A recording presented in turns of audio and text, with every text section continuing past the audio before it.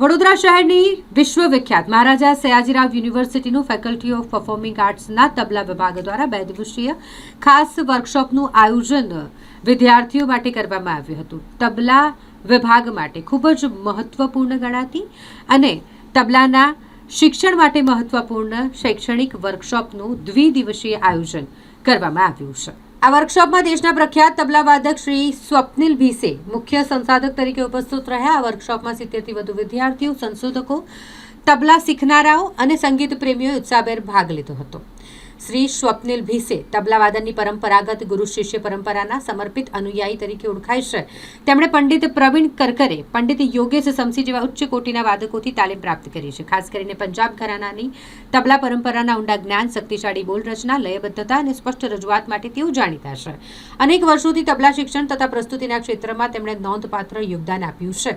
જેઓ આ વર્કશોપમાં પહોંચ્યા હતા અને ખાસ કરીને બંદીશોના અભ્યાસક્રમ, રિયાઝ પદ્ધતિ તથા મંચ પર પ્રસ્તુત કરતી વખતે ધ્યાનમાં રાખવાના મહત્વપૂર્ણ તત્વો પર વિશેષ પ્રકાશ તેમણે પાડ્યો હતો.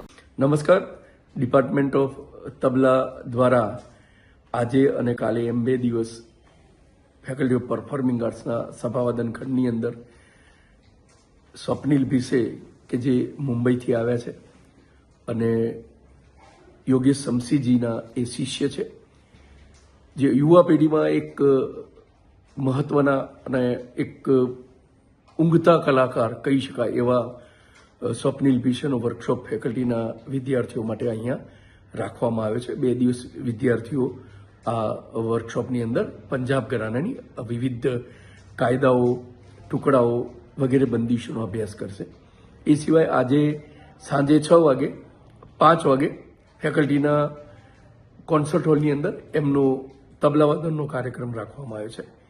આ સાથે હું આપને આ નિમિત્તે પણ સર્વને આમંત્રણ આપું છું. હું professor Gaurang Bhavsar, head department of tabla.